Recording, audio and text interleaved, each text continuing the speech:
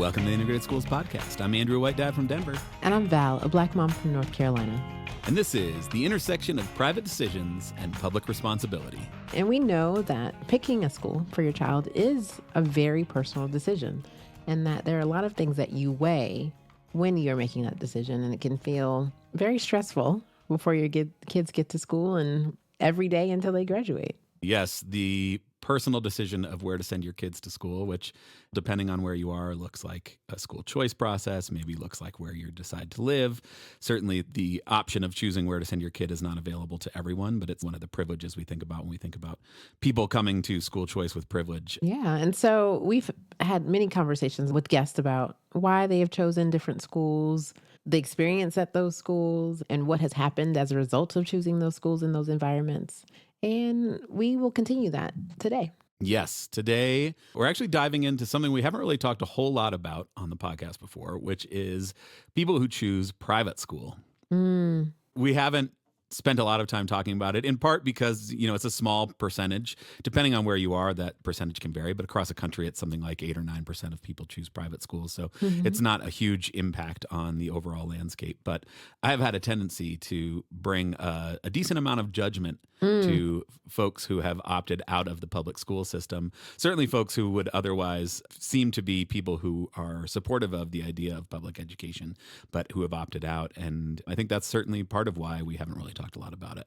Yeah, I mean, for our listeners, of course, we listen and we don't judge until we actually kind of do judge. We try. Right, we try. And I have to agree with you, Andrew, when someone says they're choosing the private option over the public option, I usually think about it from an educator standpoint. And I know that the educators at private schools aren't necessarily better than the educators at public schools. And so I really struggle with, why are you choosing this particular environment instead of the public one that's available to you? Particularly when that option is free and is part of supporting, this institution that I think we both believe is really crucial to having a multiracial democracy is our public education system.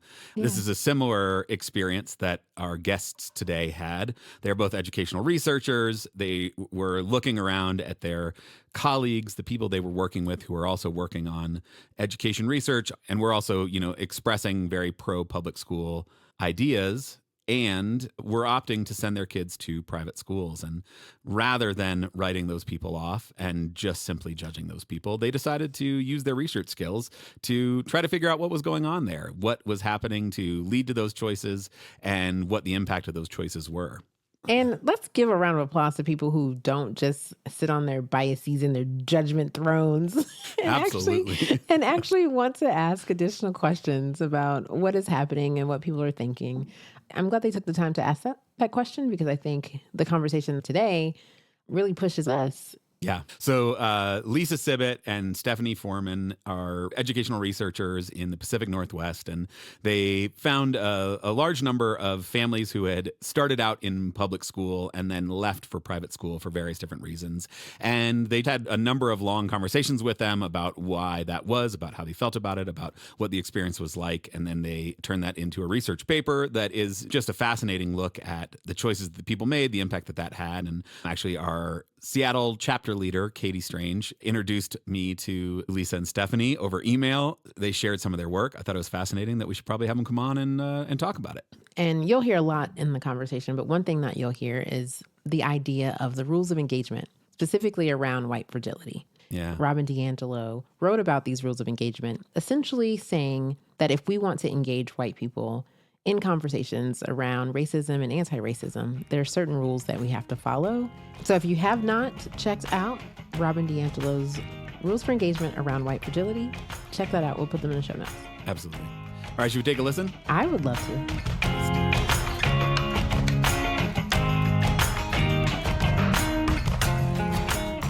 I'm Lisa Sibbett.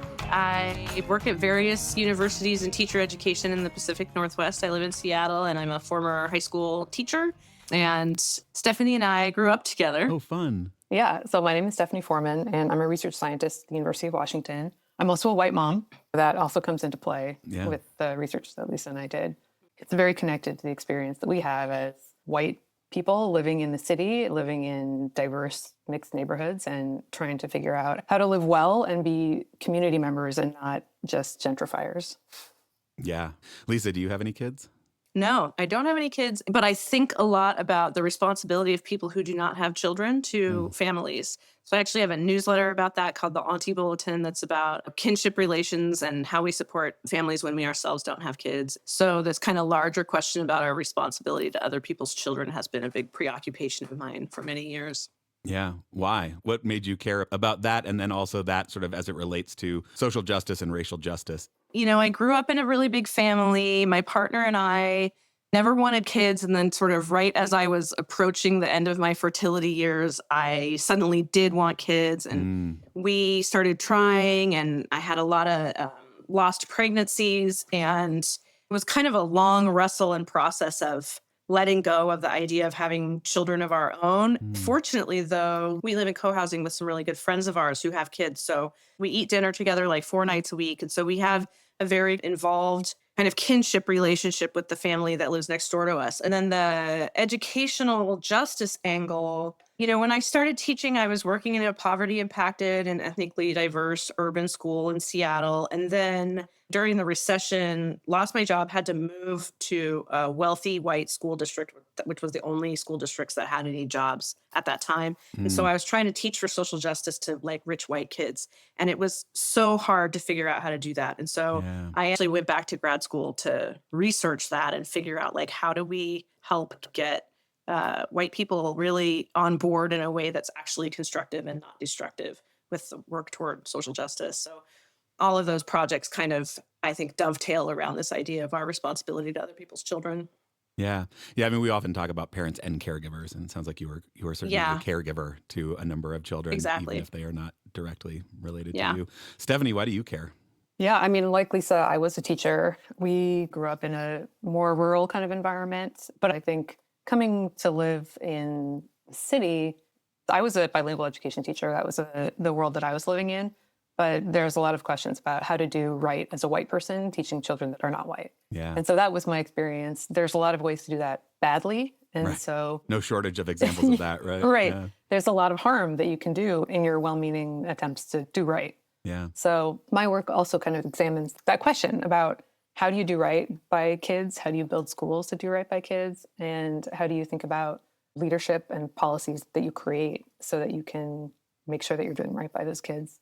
And then as a parent myself, it's much more personal, right? Those are ways that I interact with schools as a professional. And then having the lens of being a parent, the multifaceted nature of those problems just becomes much more present and much more clear. That's where the personal meets the professional for me. Yeah. And we're at the, kind of academic version of the research, and then your own children that you care about entering a system, and all of a sudden you're like, oh wow, this feels a little different. Right. This is not just an intellectual exercise anymore. This is about my heart. And we have values, and how do we live those values? And how do we take into account the context that we're in order to figure out what those values mean and the way to do that? I think Lisa and I both have enjoyed our collaboration because we both think about that in our personal lives and in our professional lives. And a lot of that revolves around children in schools. Yeah. And children in public schools seem like you both have a pretty strong commitment to public schools. Tell me about that sort of love for public schools. We both went to public school. We went to public school together. And it feels like in the world of educational research, where we both have been trained, there's a huge amount of lip service to public education as a necessary engine of democracy and a place where people who are different from each other learn to live well together and respect each other and support each other. And schools are one of the only sort of public domain places that people from all walks of life in the United States actually still come together. We don't have that many other civic spaces anymore. So there's a lot of lip service to this in educational research. But the backstory to our own research study was that we have all these colleagues who research public education and the value of public education, and then they send their kids to private school. Right. I think this also relates to the context in which we're living, right? We live in urban neighborhoods and we value things like diversity. We live here because we want to be part of a dynamic, thriving community. And we work in roles that are in support of public good, right? Lisa and I share a lot of common friends. We share a lot of common colleagues. So this is something that we talk about a lot. And I was, in particular, as a parent of kids in public school, that was really in keeping with my values. I worked in public school. I care about public school. I wanted my own children to go there. Right. And my kids are actually having a great time in their public school. It's a place that feels like the right place for them and the right place for us to be so that we can be participating in our community. But then we would have experiences where our colleagues or friends would leave. Right. And for me, that was really lonely because I felt like going to public school and having my children in public school was something that I wanted to do with people in my community. It was a commitment that we were making together. And then when I saw folks leaving, it felt like a betrayal. It felt like I was the only one who was kind of in this for the good of all of our children. And so that's really where the conversation started between Lisa and I about how do we understand what our friends and colleagues are doing? You know, how do we make sense of people we thought were really aligned with our values and really aligned with this approach? And then we're doing something that seems so antithetical to that mission. And I think my reaction was to have a lot of judgment, to think that these people were just being hypocrites or that they were going against their values. And that felt bad. I didn't want to feel that way about the people in my community and people that I respected and whose commitments I respected. So we thought, here we are with a bunch of skills as researchers. Why not use them to start investigating this dilemma and just try to understand what's going on with folks when they're having this experience? So that was what launched our work. It was just this feeling of being bewildered and being lonely in this and wanting to really understand why people were doing this thing that seemed out of character. Yeah. The judgment part I definitely resonate with. I'm sure there's plenty of listeners who are like, oh, yeah, people leave for private school, whatever, ready to just sort of write them off. What I really appreciate about your work is that you hold a lot of space for them and, you know, look at this choice squarely and take it seriously with certainly more grace than my inclination is to bring to it, which I really appreciate. Was it just like the personal relationships? Was it this like feeling of loneliness? Like, why were you willing to not just write this off as another example of white opportunity hoarding and move on from it?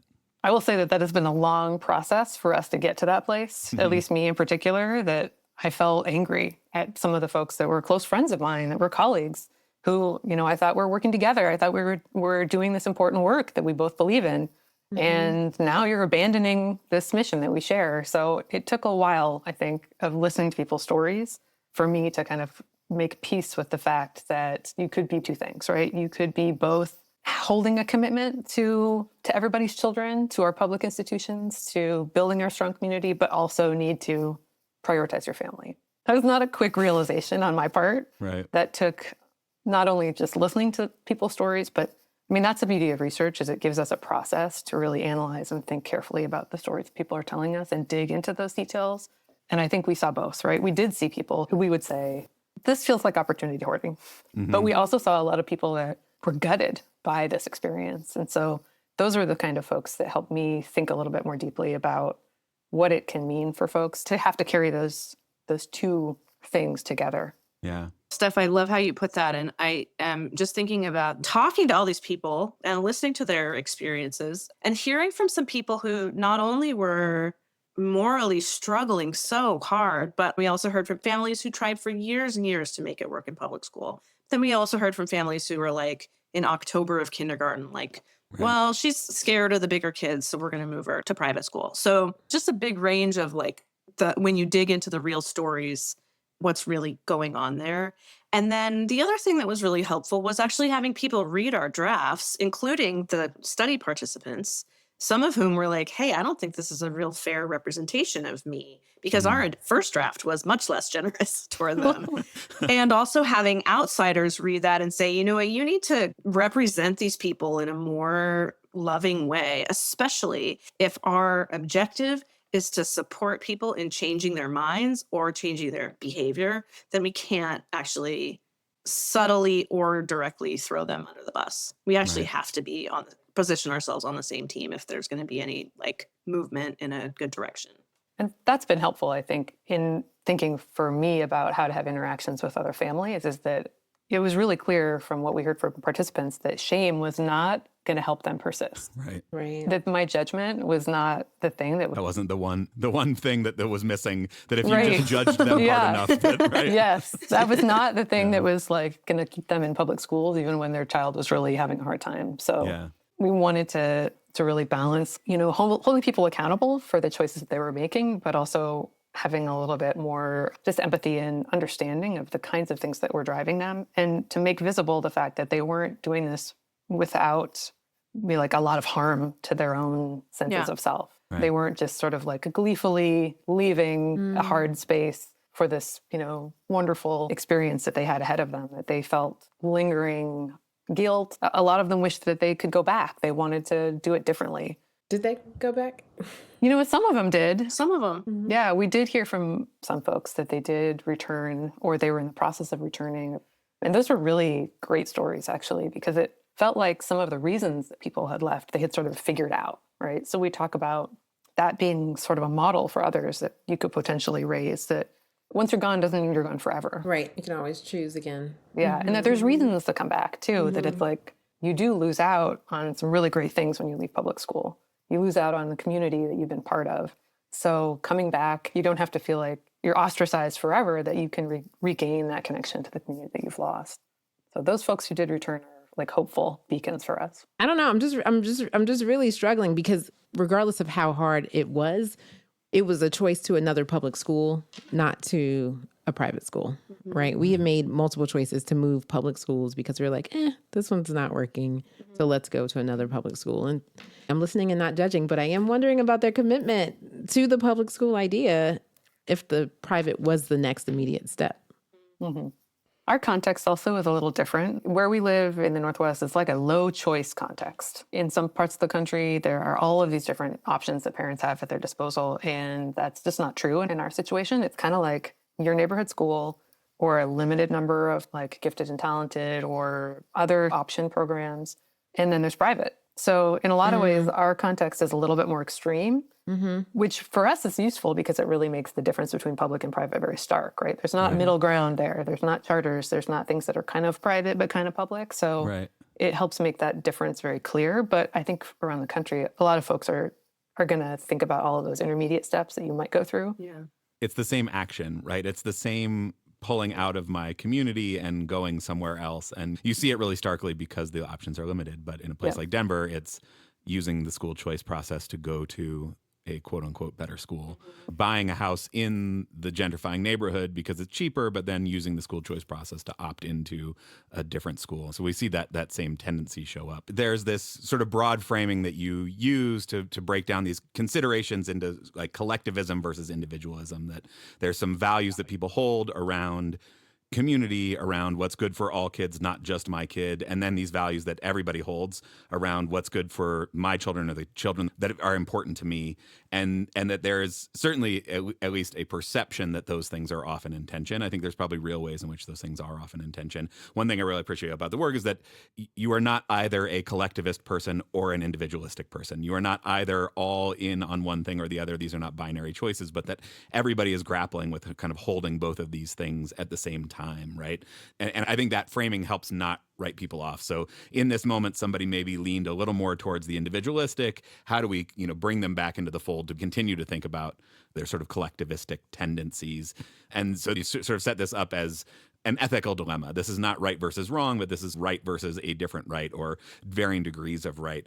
But help us understand that kind of like ethical dilemma and the move away from the binary kind of right or wrong thinking.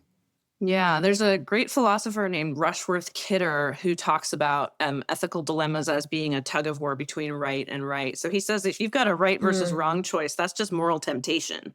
But an ethical dilemma is when you're actually like both sides have merit. And in this case, the choice around exiting public school and moving to private school is often because your child is in extreme distress.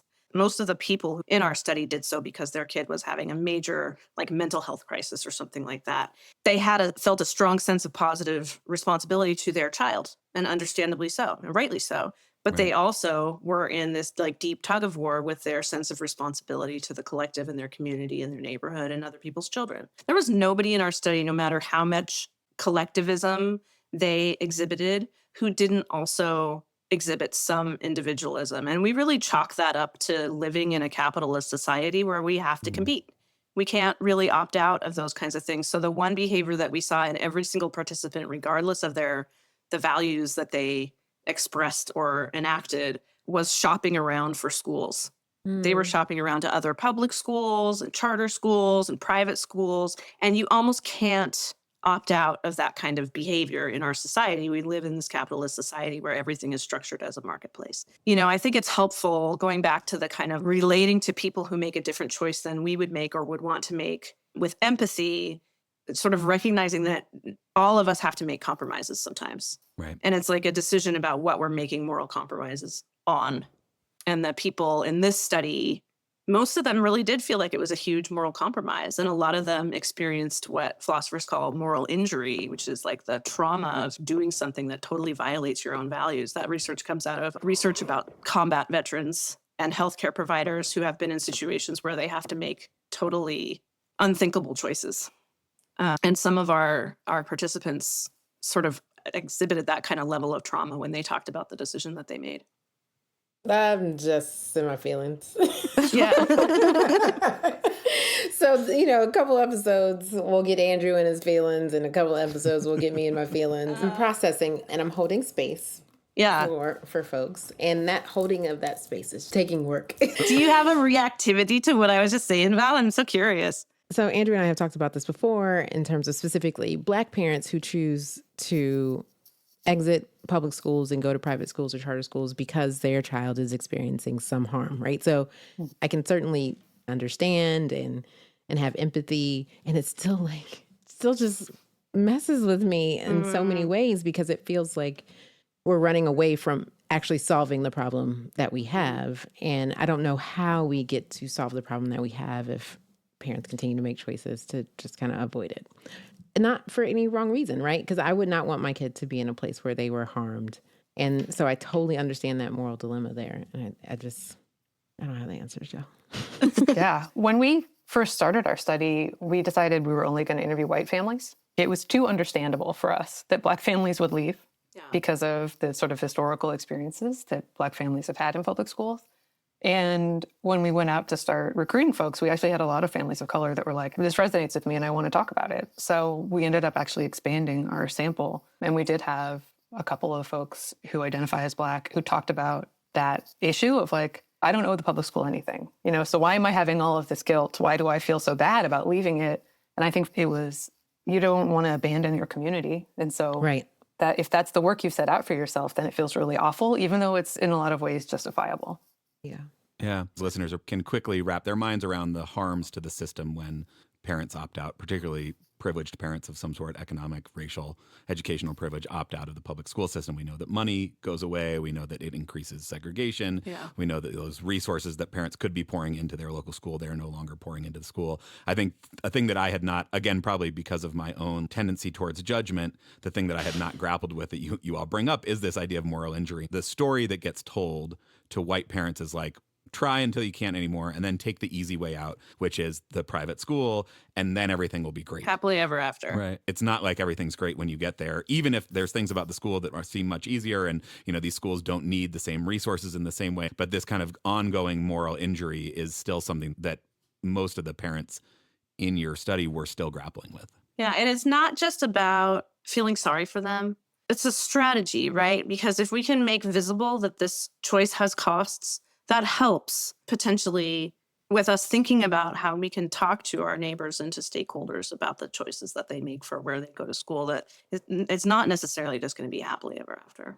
What's feeling triggered is I'm going back to elementary school Val, who went to an all-Black school, and imagining that some parents are like, this school isn't good enough for my kid, but it's good enough for so many kids. And that's the part I just don't know how to handle that part. And that's the part that feels personal and painful and yucky. Very much so. Very much so.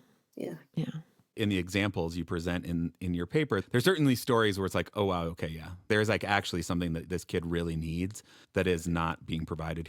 And certainly there were examples in your study of people who was like, really? Like, I think probably he's gonna be okay. But the experience for parents is still something is bad for my kid and I need to do something about it, which I think is like easily understandable. Sort of how do you think about that kind of range of reasons that people gave for why they couldn't stay in the public system anymore? So as we were kind of listening to parent stories and going through our data, it came up for us a lot where like, is this a valid reason? Is this not a valid reason? Was this parent right in doing this? And was this parent not right in doing this? And Lisa and I think, hashed through this a lot. And what we came up with is like, we just don't have any sort of scale. We don't have any sort of ability to put a marker and say like, if you come on this side of the scale, then you are justified. And if you come on this side of the scale, then you're not. And so what we kind of came to over time was just like, we can't really make that judgment. We can't really decide whether it's worth it or not. Yeah. And so I think what we ended up doing was just saying like, parents are going to make their choices and then they're going to do the things that they feel like is the best in a bad situation, right? They're confronted with a situation where they can't win. Either they're going to disappoint their own selves about their values and they're going to have loss, or they're going to continue to struggle and feel like their kid is not being served and they're going to have loss. I mean, there's not an easy way to say that if you score 52 Yeah. or greater on the my kid Right. is being harmed scale, then Yes. you are justified in leaving. Right. We just, it's not a pain Olympics that we, you know, you're not a Right. winner or a loser. Right. And so we kind of stepped back from doing that, from answering that Yeah. question, and tried to think about like, people have made these choices for whatever reasons that felt justifiable to them, but how could we use the values that we know they have, because they did initially opt into public school. They wanted to do that. How can we reconnect those folks with their values, and what are some ways that we might re-engage them? Because for us, that was kind of the saddest part, right? I mean, it's sad that people are feeling bad, right? We don't want people to go through moral injury. But from a bigger picture, what's also horrible is these are people that came in thinking that they were going to advocate for public schools, and then they weren't because they had left. And so what our thinking was is what it's more productive is to think about how can we re-engage folks? How can we give people new ways to think about what they're going through so that they can feel like there's still a way for them to participate in their public school community, or they can still take the energy they have and go advocate to the school district or go to the state and lobby. Like, how can we turn the pain that they've had into something that feels productive? Even if it's not the choice that I would have made, Right. Yeah. you know, how can we still take advantage of the fact that people do have these values and do have this enthusiasm for public schools?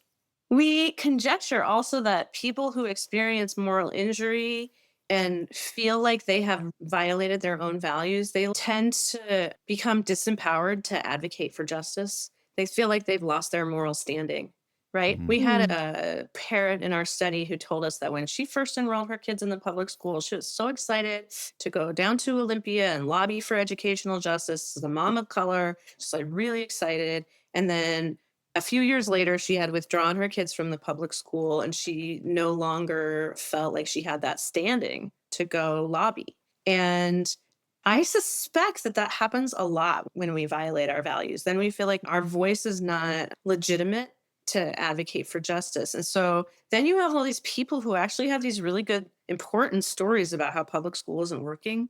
Because there are many ways that public school isn't working and that it needs to be better supported, who could potentially use those stories as fodder to advocate for education funding and education justice, but who instead remove themselves from that conversation. So part of this work is about thinking about like, how do we bring these people back into the fold of participating in the struggle to build better schools, including through returning their own kids to public school. We also had some people who moved one kid to private school and kept their other kid in public school. So like, what are the middle paths there? When you all were talking about the re-engagement, something that popped up in my mind, Robin DiAngelo's rules for engagement around white fragility. And I'm looking at the list right now, but there must be trust between us in order for us to have this conversation. And we all know that building that type of trust to engage someone takes a really long time, that we must be as indirect as possible. And Lisa, I feel like I heard a little bit of that, right? Like, well, you know, we can talk about it. We might not be able to be as direct as we want to in questioning them because we want to hold space for it. And then you must focus on my intentions. Like, this is not what I actually meant. These are not my actual values, but please focus on that because the choices I make matter less than my intentions. And so when I first saw this particular list, at the time I was doing racial justice work in educational spaces with teachers. And I saw this list and I was like, oh my gosh, this list makes so much sense. And at the same time, it felt so weighty, so exhausting. Like, why do I have to play this game? And why do I have to play by these rules? And every time I play by these rules, I actually make some headway. So what am I supposed to do with the fact that these rules actually work and I don't want to play by them at all, right? So certainly want to hear some of your thoughts around the fact that, yeah, we might have to play by these rules to re-engage folks, especially white folks who have made a different choice. And how do we feel about that? I think one thing that Lisa and I have talked about is like, these are the people that we talk to are people for whom public schools should have worked.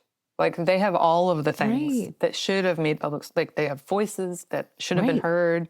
They have resources. They have all of the things that people need in order to successfully navigate public schools. Makes me think about if we can get them back, if we can help them navigate before they even leave, then those are things that are going to have impacts for folks that are struggling more but have fewer resources, or a little bit more movable, but just didn't have ways of thinking about their choice that would have maybe helped them engage in the first place. Yeah.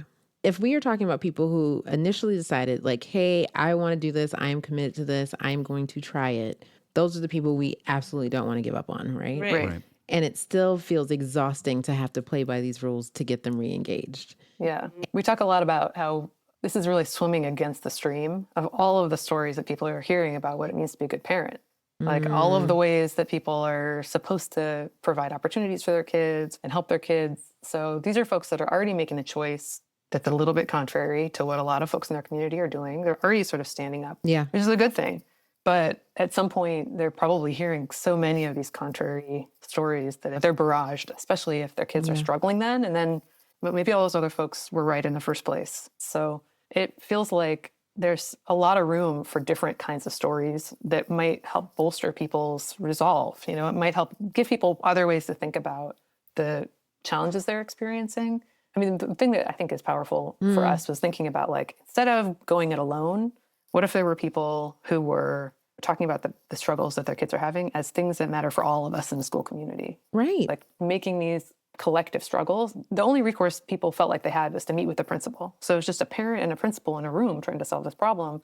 But really, these are problems that affect everybody, right? Right. Not having good mental health supports, that's not an individual kid problem. Yeah. I think what we would love is if parents had other parents and they got together and talked about it. And then it was a collective action, right? It's parents working together to solve these problems with educators. So if there's not good supports for kids that are having mental health issues in schools, rather than one parent trying to fight against this whole system, why aren't we bringing together lots of parents who are having similar problems with educators and coming up with solutions that are going to benefit all the kids, right?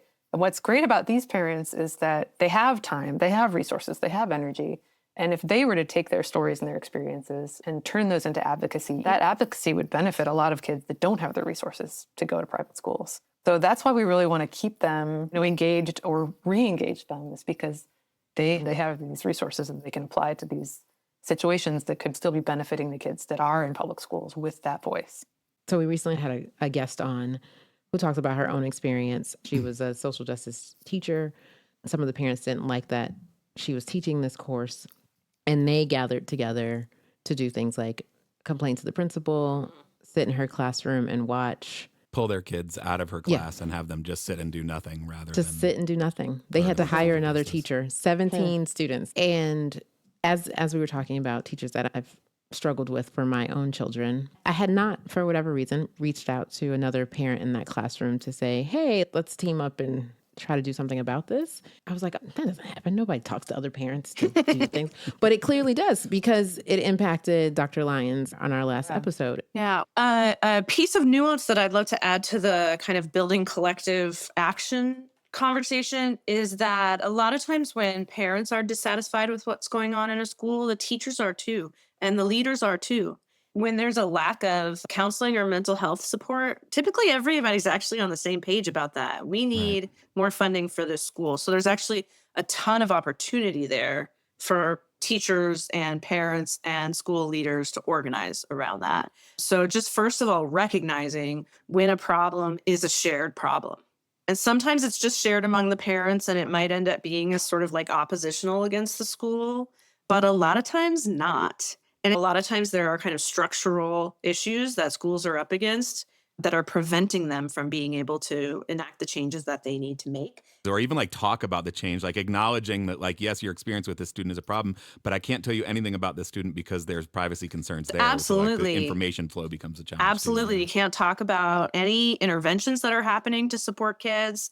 And that rightly so, you should not be able to talk about those things. But the more that we can think of all of the stakeholders as being on the same team, the more there's going to be room for that organizing to be actually effective. Because as soon as parents position themselves in opposition to the school, which I think often ends up happening, even though the people at the school agree, like they have the same critiques, right? Nobody wants an out of control classroom. No. Nobody wants to not have mental health support. Nobody wants to have 35 kids in a classroom. Nobody wants 10 minutes of recess. Nobody wants 25 minutes for lunch, so there's a lot of opportunity there. Oftentimes parents, if you want to be working with your school, if you want to be partnering, oftentimes you have kind of limited choices. And those choices are like PTA or kind of classroom volunteer, which are good and important. But the kind of discussions we're talking about are different. So that's having the kind of discussions where you're really working with educators to address mental health supports that are going to happen. Like that's a really different kind of conversation. And so that takes a really different kind of parent leadership to happen, to facilitate that conversation. And so the more you can move towards parents talking about things that really matter, supporting teachers and like putting on teacher lunches is great. And you shouldn't not do that. But I think what parents would really like is to have some partnership. Yeah. And I think teachers would like that too. Yeah. Like those are more substantive conversations. And so having an organizing perspective, I think, enables those kind of conversations where you can't necessarily have a conversation about like a school policy that's substantive in a traditional sort of PTA that's more focused on just like, fundraising. Yeah. Who shows up to those conversations is such an important piece of it too, because to the example from our last episode with Dr. Lyons, like maybe 30 white parents came together and organized and said, we're going to talk about this, and basically caused her to leave the teaching profession. We want to encourage vehicles for parent voice to show up in the school community, and we have to be really thoughtful about whose voice we're listening to, thinking about the collective, who's part of the collective, and what issues are actually getting elevated. And I think there is some piece of that work where, we talk here a lot about like how you show up really matters in the school, that like the things you might be concerned about may actually need to take a back seat. You might be concerned that there's strawberry milk and it's not great for your kids. That may be a real issue, and that may not be the thing that is actually rising to the surface for the collective of the parent community at the school. And sometimes you have to think, okay, I'm actually going to sit back on this one and focus on these things that seem to be more relevant to a broader group of kids. Yeah, I think all of this conversation has to take place in the space where families with loud voices, families with privilege, white families in schools where there's a mixed group of kids are coming into that space with humility and with a conscientious look at their own participation. Yeah. So it's never part of just pushing my own agenda. It's about, my kid is struggling, other kids are struggling. How do we as a community solve this problem that is really present and really matters for all of us? I think particularly in neighborhoods that are gentrifying, there's a really important aspect around incoming families with a lot of privilege, making sure that the voices of the heritage families that have been in that district for a long time or in that school, in that neighborhood, those voices are a really significant part driving the conversation. So you could have a critical mass of sort of gentrifying incomers, but if you don't have the families that have been there all along as part of that conversation, then that's a pretty big red flag. Yeah, for sure. I just really, really appreciate this. Certainly have pushed me out of my judgy space into a space with a little more grace and a little more thoughtfulness. And I really grateful for you coming on and sharing. Thank you for having us so much. It's been just such a delight to talk to you, and appreciate the work that you do on this podcast so much. Thank you.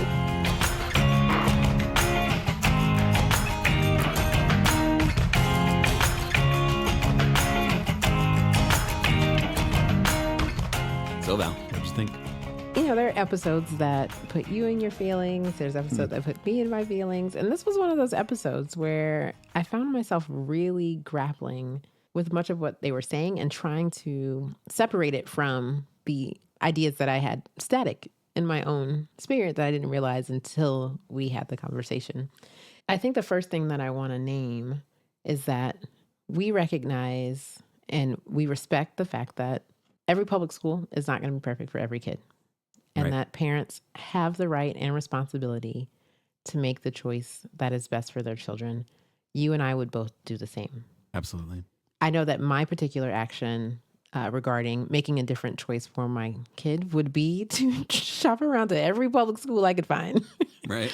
until I could find one that fit. But that's because I deeply respect the expertise of educators in the public school system. I know that, there'll be some that are great, some that are not so great, No matter what school you're at. no matter what school you're at. Right. And I recognize that there's power in being in that multiracial, multi-socioeconomic space that you won't get in a private space, right? So that's me. And I need to be okay that people are going to make other choices. Yeah. And the thing that I attached to most personally from an emotional standpoint was that sense of betrayal, right?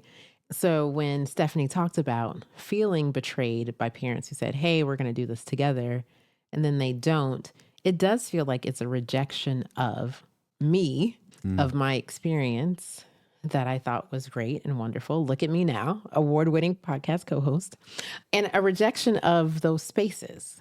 Yeah. And that's hard. And so what I heard though from our guests, Stephanie and Lisa, is it's not as much a rejection of those spaces as much as it might be the pressure, either internal or external, to make a different choice for whatever reason. Yeah. And, and I'm sitting with that. And I for sure, 100%, always and forever, never think there are throwaway people, right? There's no one I want to throw away in this work, in this conversation. I believe in building bridges, especially around issues that I think are necessary for us to come together to make progress. And so I was really wondering how I would show up the next time I'm in a conversation with someone who's like, I'm ditching the public school for this private space. Yeah. If I'm going to come in as a judger, or if I'm going to come in as a listener, and that because of this conversation, I'm definitely now leaning into wanting to hear why. Yeah. And still try to convince them otherwise. Right. Yeah. I mean, I appreciate that. And I do think, it's easy to slide into the kind of binary. Either you are supportive of public schools or you are not. Either you have collective tendencies or you have individualistic ones. And obviously nobody is all of one thing or all of another. And like we said in the beginning, all of these decisions are a matter of weighing a whole bunch of different things, and the units on those things are not the same, right? So you can't kind of weigh out what is the value of 4 blocks of walking versus more mental health support versus smaller class sizes versus racial diversity. All of those things are all values, and you sort of have to weigh them all together. And I do really appreciate the ways that their research and then this conversation with them really pushed me out of my natural tendency to judge, which is not helpful. I think we want those people, like you said, there's no throwaway people. We want people who start out with appreciation for public schools, with a value on collectivism and the value of public education, to feel that no matter where they end up in their journey and no matter what choices they end up making, that they still have a place to be in favor of public education. Right. And like Stephanie was saying, like, more shame is not the way to get people to come back into the fold. Yeah. And I think that's really why I also appreciate Lisa coming at this from someone who is not a parent of her own children, but has relationships with children that she loves, because it demonstrates that you don't have to have a school-age child in order to care deeply about this and to try to understand what is happening regarding folks' decision-making in these areas. If I felt like my choice was between a public school where my children would lose a sense of identity, souls would be murdered, versus a private school where their identity is nurtured, that they are loved by their teachers, we wouldn't even be having this conversation right now. You know what I mean? And so I recognize that there are racial dynamics and socioeconomic dynamics into why people make the decision to go to private from public. Yeah. The other thing I really appreciated from the conversation is, this particular person's choice. Do I feel like this is legitimate or not? Am I supportive of this one or not? That they really realize, like, there is no scale we can use. I think there are plenty of people who leave public school who could, with a little bit more support, with a little bit more community, stick it out, and their kids would be totally fine. And I think back to our conversation from last season, the intersections of disability, race, and segregation with Joyner and Shuba, whose kids really needed something that they were not able to get in the public system. And that's also a real thing. And I can guess as to whether or not I would make the same choice, but that's not actually that useful, right? What's useful is thinking about what are the reasons that people leave and what is the harm of leaving. This is the other piece that I thought was really interesting is that, the narrative that I have in my head is that leaving for private school would make things easier. And some people found that they were ready to come back after a little while. Some people found that, one kid in private and one kid in public, and actually like the experience wasn't wildly different. But also these people really sat with this moral injury, this sort of harm to their own idea of who they are that I think really weighed on them throughout this process. They did not make the choice, and then it was all smooth sailing from there. Yeah, we talk a lot about cultivating communities when you are making these choices that are against the status quo, right? And how you need a soft place to land if you are making a choice that is outside what your typical group would make, right? You need people to be there for you. Yeah. And you said that with the right community, folks will probably be okay. I think I want the communities to be super authentic for you to be able to say, this feels wrong right now. I don't know that my kid is going to make it. I don't know that I am going to make it. I am feeling all of this outside pressure. I feel judged all the time. It would be so much easier for me to just tap out and make a different choice. Yeah. And that's a scary thing to say because you feel like something's wrong with you morally, right? How am I so broken that I can't make this work? What does that mean about the values that I've expressed, that I say I believe in, and now it feels too hard to do? Yeah, I feel like we always come back to community here. And they mentioned that often when people are having problems in schools, they try to solve it individually. They try to go to the teacher. They try to go to the principal. I mean, that's what I would do. They try to go to the school board. Maybe they try to go to the superintendent, depending on sort of how politically connected they are, how big the district is, whatnot. But then it's sort of like, can you solve my problem or not? And if not, I'm out of here. Yeah. And we certainly know that the threat of departure is something that white families use all the time in public schools to try to get what it is that they feel like their kid needs. And so, I'm just struck again by the power of actually showing up and becoming part of the community. Show up, shut up, listen, stay put. These things that we talk about a lot is like, you've got to become part of the community. You've got to get to know the other parents and raise these issues that you have with other parents and see if other parents are feeling these same tensions, feeling this same disappointment or struggles, because not only are you more likely to actually make change in your school if there's a collective effort on behalf of a lot of parents, but it will feel much better. You know, like doing that work in community with other parents from your school.